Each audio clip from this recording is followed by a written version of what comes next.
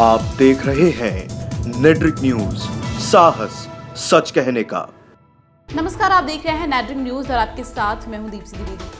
देश का एक ऐसा परिवार जो देश की राजनीति को प्रभावित करता रहा है, चाहे वो सकारात्मक हो या फिर नकारात्मक। इस बात से कोई इनकार नहीं कर सकता कि देश की आजादी दिलाने के पीछे कांग्रेस का बहुत बड़ा योगदान रहा। आजादी के 60 बरस तक देश की राजनीति की इबारत लिखने वाली कांग्रेस की कमान चाहे नेहरू गांधी के हाथ में रही हो, इंदिरा गांधी के बाद राजीव गांधी के हाथ में, या फिर राजीव गांधी की हत्या के बाद बड़े ही कठिन दौर से गुजर रही कांग्रेस की कमान गांधी परिवार की बहू सोनिया गांधी ने संभाली। लेकिन समय की मांग को देखते हुए कांग्रेस ने विरासत की राजनीति और राजनीति की विरासत को आगे बढ़ाया, जिसके बाद पार्टी की जिम्मेदारी कांग्रेस के युवराज राहुल गांधी के हाथों में सौंप दी गई। राहुल गांधी को कांग्रेस पार्टी का राष्ट्रीय अध्यक्ष बनाया गया। वैसे तो राहुल गांधी पार्टी की कमान संभाल रहे हैं और इसका सकारात्मक परिणाम भी देखा गया। हाल ही में हुए हिंदी पट्टी के 3 राज्यों के विधानसभा चुनाव के नतीजे में लेकिन यूपी में कांग्रेस बेहद बुरे दौर से गुजर रही है। सपा बसपा के गठबंधन में कांग्रेस को जगह नहीं दी गई और मोदी योगी की जोड़ी को टक्कर देने के लिए भी कांग्रेस के पास कोई चेहरा नहीं था। उधर सपा बसपा के गठबंधन ने कांग्रेस को दरकिनार किया तो राहुल गांधी ने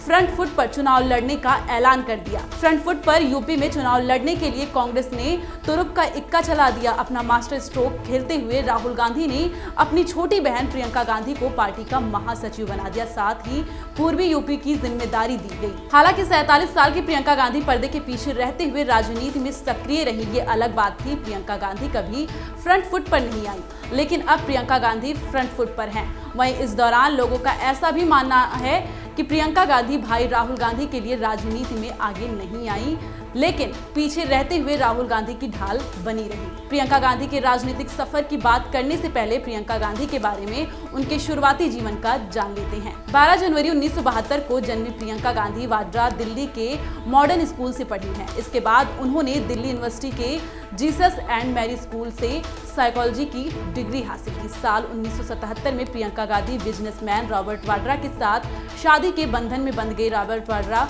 मूल रूप से पश्चिम यूपी के मुरादाबाद से आते हैं। हालांकि गांधी परिवार ने इस रिश्ते का विरोध किया था, लेकिन दादी इंदिरा गांधी की तरह प्रियंका भी अपने प्यार के लिए अड़ गई और आखिरकार परिवार को हामी भरनी पड़ी। प्रियंका गांधी को पहले काफी गुस्सैल स्वभाव वाला बताया जाता था, लेकिन अब उनके व्यवहार की सौम्यता सबको आकर्षित करती है। प्रियंका गांधी की तुलना अक्सर उनकी दादी इंदिरा गांधी से होती रही है। प्रियंका गांधी का हेयर स्टाइल हो, साड़ी पहनने का तरीका हो या फिर बात करने का सलीका, इन सब स्टाइल में प्रियंका के अंदर इंदिरा गांधी की छवि नजर आती है। और शायद यही वजह है कि कांग्रेस ने प्रियंका कार्ड लोकसभा चुनाव के पहले खेला है। पार्टी को उम्मीद है कि प्रियंका का चुनावी रैली के दौरान लोगों से रूबरू होने का जो अंदाज है वो पार्टी के लिए जड़ी बूटी साबित हो सकती है। हालांकि प्रियंका पहले कहा करती थी कि वो राजनीति में नहीं आएंगी, लेकिन जिस परिवार को विरासत में राजनीति मिली हो, भला उससे प्रियंका कैसे अछूती रह सकती थी। कांग्रेस पार्टी अध्यक्ष राहुल गांधी ने आधिकारिक तौर पर प्रियंका को पार्टी का महासचिव बना दिया। इसके साथ ही पूर्वी उत्तर प्रदेश की जिम्मेदारी भी प्रियंका के कंधे पर डाल दी गई है। उत्तर प्रदेश में एक ओर जहां योगी और दूसरी ओर सपा बसपा का गठबंधन है, और तो और यूपी में कांग्रेस की खाई हुई जमीन वापस लाने की चुनौती। ऐसे में राहुल गांधी ने बहन प्रियंका गांधी को राजनीति में उतारकर सालों से यूपी में चल रहे वनवास को खत्म करने का दांव चला है। वहीं यूपी की राजनीति में मुकाबला अब और दिलचस्प हो गया है। जिस पूर्वी यूपी की जिम्मेदारी प्रियंका को दी गई है उसमें 34 लोकसभा सीटें आती हैं, जिनमें से करीब 16 सीटें ऐसी हैं जहां अगर ब्राह्मण और मुस्लिम एक साथ आ जाएं तो पासा पलट सकता है। हालांकि प्रियंका गांधी के लिए ये उतना आसान नहीं है। प्रियंका के लिए सबसे बड़ी चुनौती है कांग्रेस के लिए एक ढांचा तैयार करना। प्रियंका के पास अपील तो है, लोग उन्हें देखना और सुनना पसंद करते हैं, मगर क्या ये वोट में तब्दील हो पाएगा, ये सबसे बड़ा सवाल है। वैसे भी प्रियंका राजनीति के लिए नई नहीं है। 47 साल की प्रियंका गांधी अब तक सिर्फ रायबरेली और अमेठी में ही राजनीतिक गतिविधियों में हिस्सा लेती रही है। रायबरेली यानी अपनी मां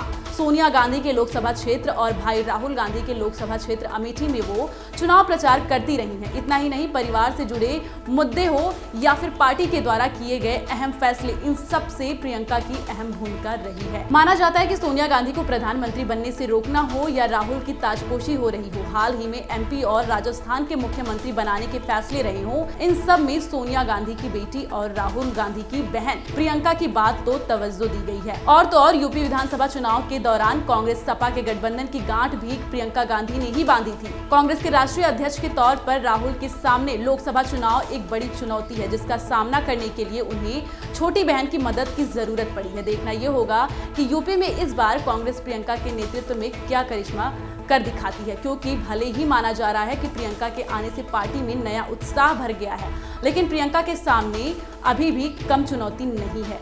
फिलहाल के लिए तो इतना ही, लेकिन देश दुनिया की तमाम खबरों को जानने के लिए आप सब्सक्राइब करें हमारे चैनल नेटड्रीम न्यूज को। नमस्कार। हमारे साथ जुड़े रहने के लिए हमारे YouTube चैनल को सब्सक्राइब करें, साथ ही बेल आइकन को दबाएं। नेटड्रीम न्यूज की खबरें सबसे पहले देखने के लिए।